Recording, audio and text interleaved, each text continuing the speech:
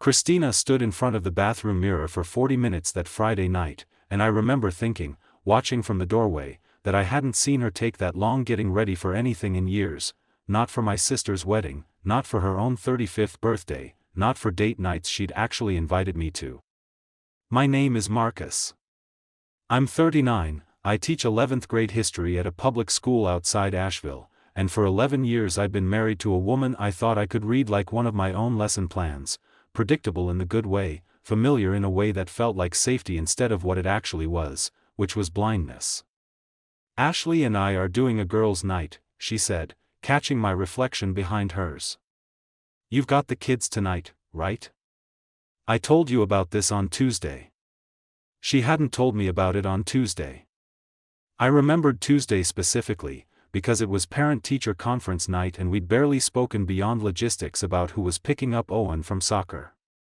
But I said, right, of course, the way I'd said, of course, to 100 small discrepancies over the years, because questioning her felt smaller and more embarrassing than simply letting it go. She left at 7:15 in a black dress I didn't recognize, perfume I definitely didn't recognize, and a version of nervous energy that read, if I'm honest with myself now, exactly like anticipation dressed up as excitement to see an old friend. I put the kids to bed at 8:30, cleaned the kitchen, and sat in the living room with a beer I didn't finish, telling myself I was being paranoid the way men in movies are paranoid, the kind of thought you're supposed to be embarrassed of having about your own wife. At 9:52, Ashley texted me. Not Christina, Ashley. A single line, hey, is Chris okay? She left her cardigan at my place last week and I keep forgetting to give it back, can I drop it by tomorrow? I stared at that message for a long time before I answered it, because it meant one simple, undeniable thing, Christina wasn't with Ashley tonight.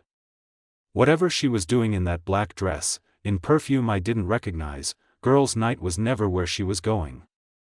I didn't confront her when she came home at 11:40, smelling faintly of a restaurant I couldn't place and something underneath that I didn't let myself name yet. I said goodnight. I let her think the evening had gone exactly the way she'd planned it. What she didn't know, what I decided, somewhere in that hour and a half of sitting alone in our living room, doing math that kept landing on the same uncomfortable number, was that I wasn't going to ask her a single direct question again until I understood the whole shape of what I was actually dealing with. I was going to watch. Quietly. Completely. And when I finally had it all, I was going to decide, on my own terms, exactly what came next. 2 months before that Friday night, none of this would have registered as anything but the ordinary texture of a marriage that had been running on autopilot for a while, which, I understand now, was exactly the point. Christina and I met in our 20s, married at 28, and built the kind of life that looks, from the outside, entirely enviable, a house in a good school district, 2 kids who liked each other most days, careers that let us afford a life without either of us resenting the other for it. She ran corporate and wedding events for a firm downtown, work that had her out some evenings by necessity, dinners with vendors, site visits, the kind of schedule I'd never once questioned because questioning it felt like an accusation I had no grounds to make. Ashley Marsh had been Christina's closest friend since their sophomore year of college, long before I entered the picture, and by the time I married Christina, Ashley came with her the way a sister might, present at every holiday, every birthday, a voice on speakerphone during long drives. Ashley's husband, Todd, was someone I considered, without much scrutiny, a friend of my own. We grilled together on 4th of July, he'd helped me build Owen's swing set, the kind of easy, unexamined closeness you don't think to protect because you never imagine it needs protecting.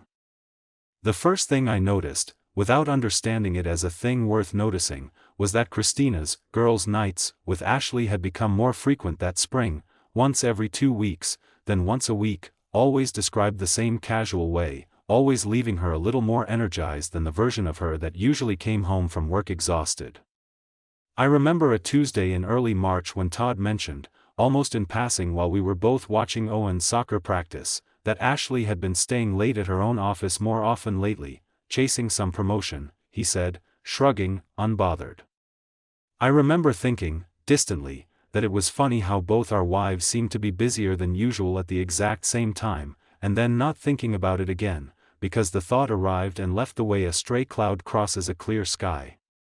Christina started keeping her phone face down more consistently than she used to, not dramatically, not in a way that screamed secrecy, just a small shift in habit. The phone turned over on the counter instead of left screen up the way it always had been.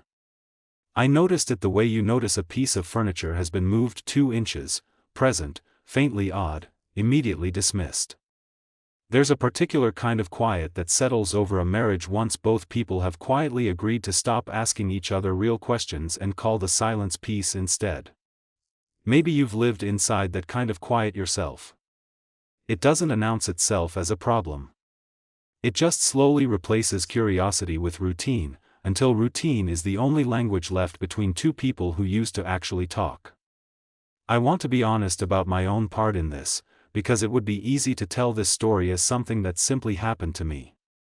I'd stopped asking Christina how her actual days felt sometime around Owen's kindergarten year.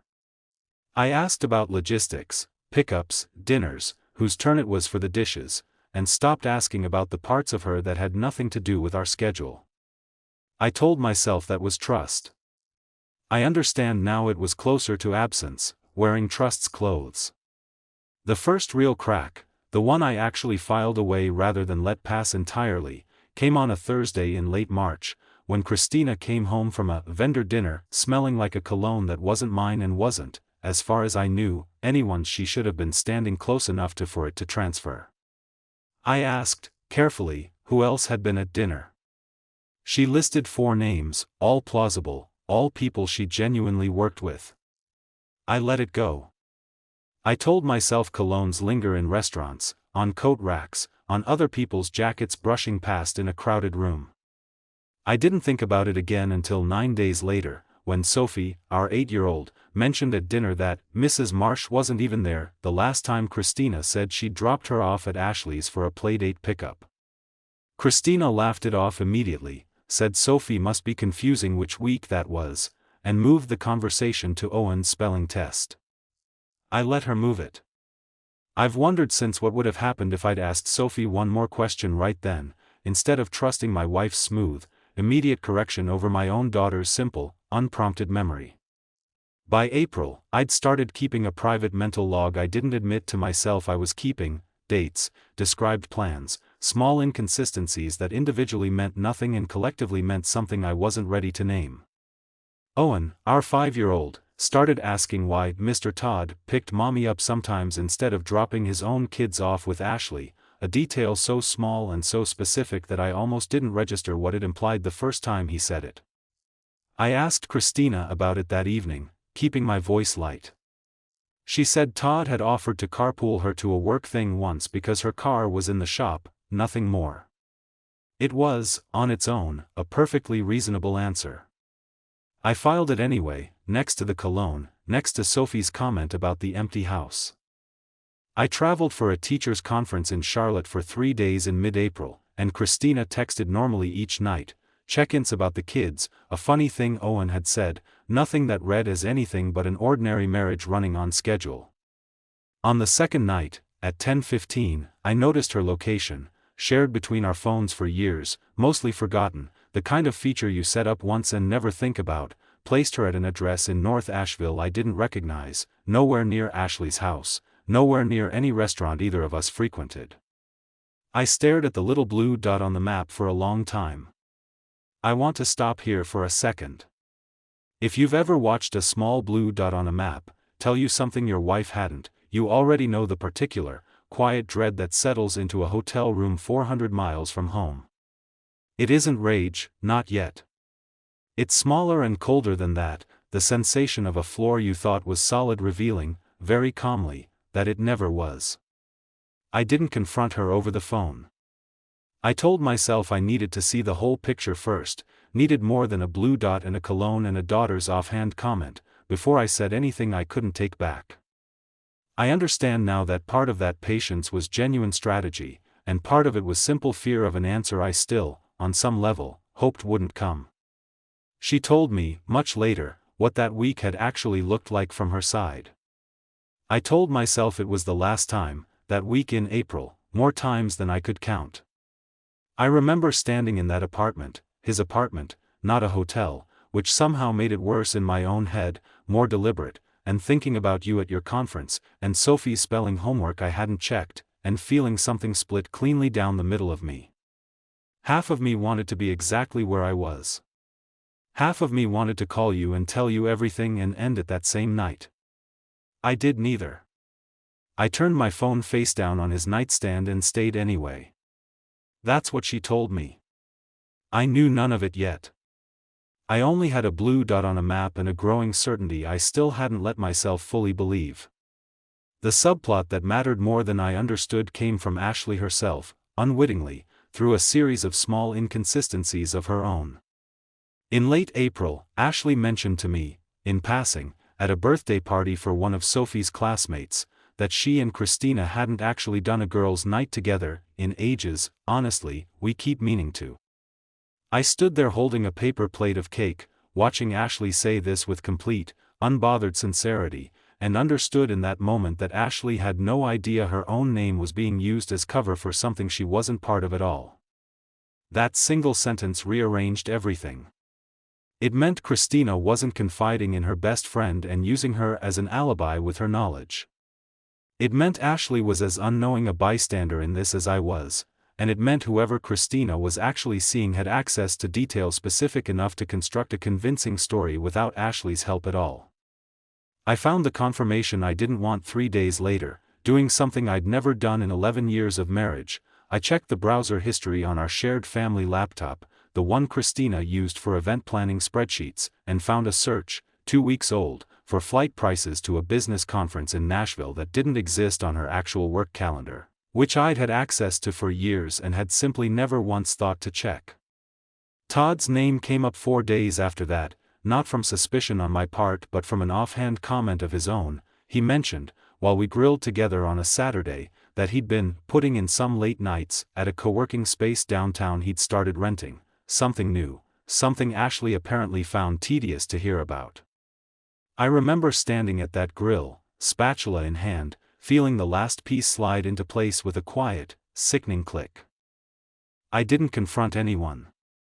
That decision, more than any single piece of evidence, is the part of this I understand most clearly now. Looking back, I made a choice, somewhere in that April, to become a person who gathered rather than a person who reacted, and I've turned that decision over many times since, unsure whether it was wisdom or simply another form of the same avoidance that had let this go unquestioned for months.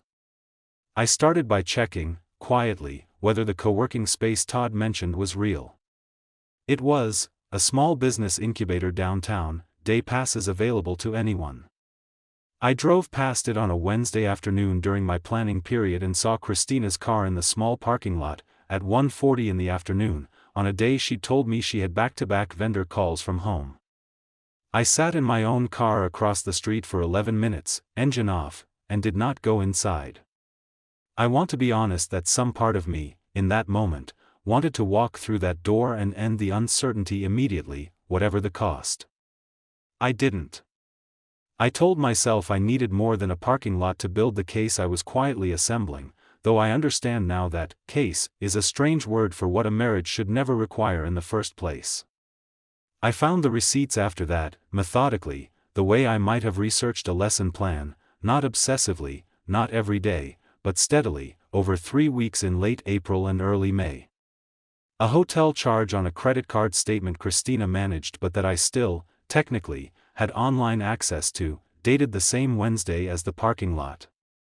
A calendar entry on her phone, glimpsed once when she left it unlocked on the kitchen counter, labeled only, T, 1 p.m., recurring weekly.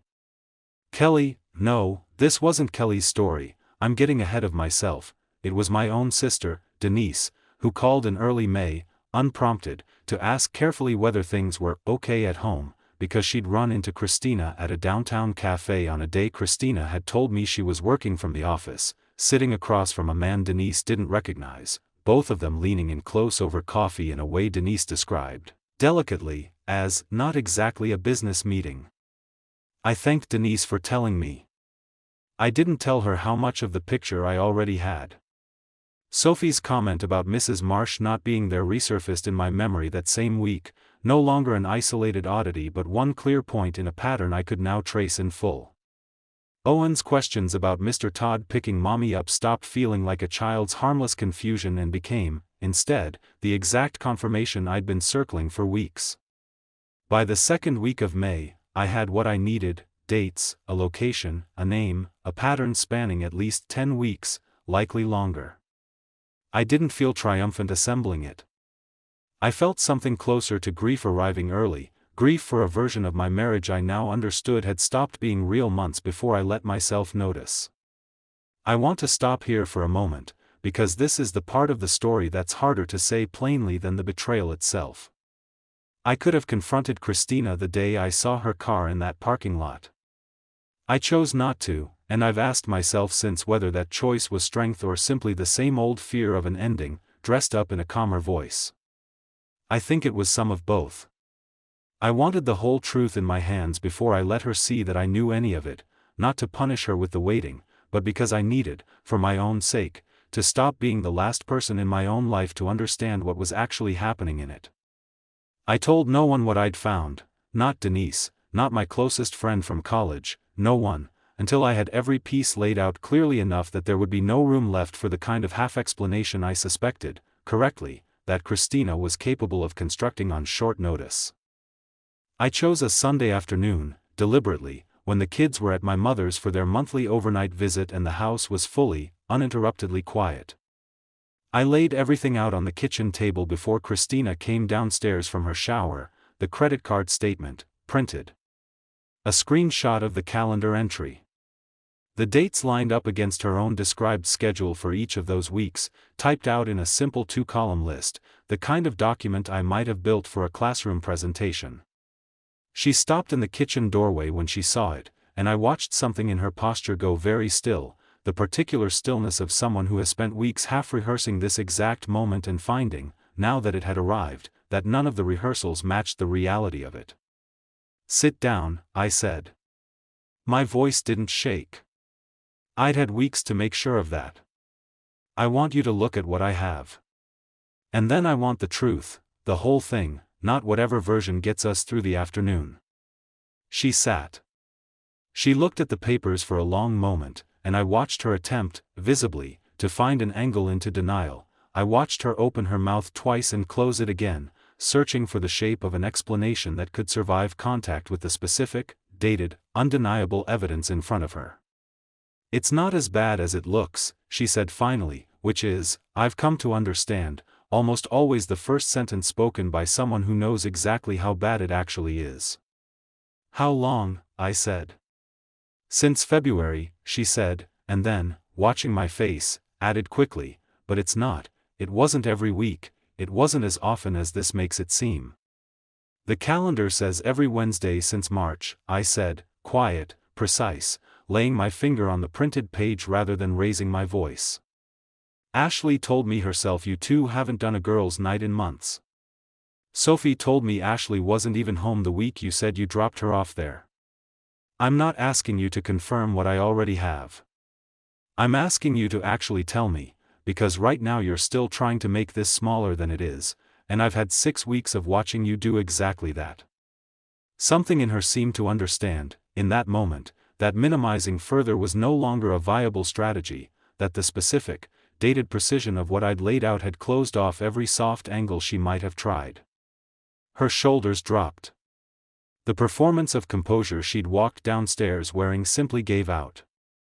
"His name is Marcus too," she said, absurdly, unnecessarily. "No, I'm sorry, that's wrong, let me say it plainly. His name was Todd, obviously, we both knew that," and I think she said it out loud just to hear herself finally say it without a euphemism around it. "It's Todd. It started in February. I don't have a clean way to tell you this that makes it sound better than it is, so I'm just going to tell you." She talked for a long time after that, longer than I expected, and I let her, because I understood, watching her, that whatever came next mattered more than anything I could interrupt it with. It started at Ashley's New Year's party, actually, long before February, if I'm honest about where it really began. He said something to me in the kitchen, just in passing, about how he never sees the Christina who used to want to move to a different city and try something reckless before we all settled down into exactly the lives we were supposed to have. Nobody had called me that version of myself in years. Not you, not Ashley, nobody. And I went home that night and I couldn't stop thinking about the fact that somebody still remembered her existed, when most days I'd half forgotten myself. We started texting a little, nothing that felt like anything at first, and I told myself it was harmless because it was Todd, because he was Ashley's husband, because the wrongness of it felt so obviously enormous that surely neither of us would actually let it become real. That's the part one still don't fully understand about myself, how something can feel completely unthinkable and completely inevitable at the same time, and you just keep walking toward it anyway, telling yourself each step doesn't count yet.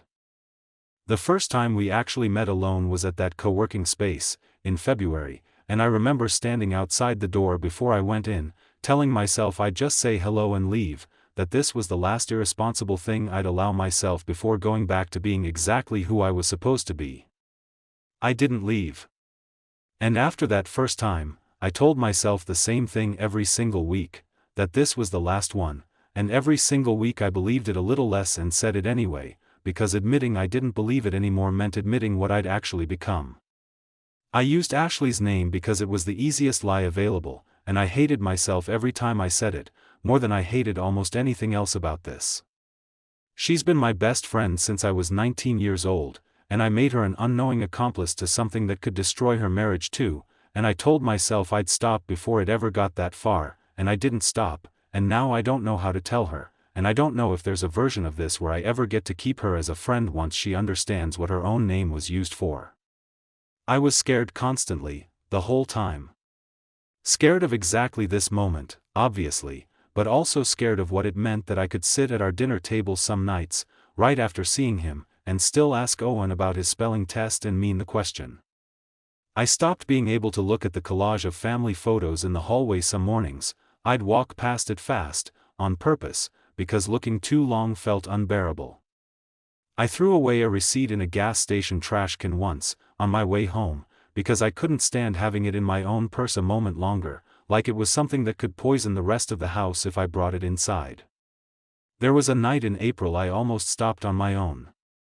Sophie asked me, completely out of nowhere at dinner, why Mrs. Marsh wasn't home the week I'd said I dropped her there, and I answered so fast, so smoothly, that it frightened me afterward, how easily the lie came, like I'd built a second version of myself specifically for this.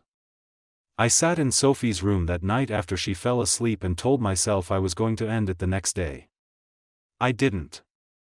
I don't have a good explanation for why, except that stopping meant becoming, again, someone I wasn't sure I knew how to be anymore, just somebody's wife, somebody's mother, without the one thing that had made me feel like myself in longer than I could remember.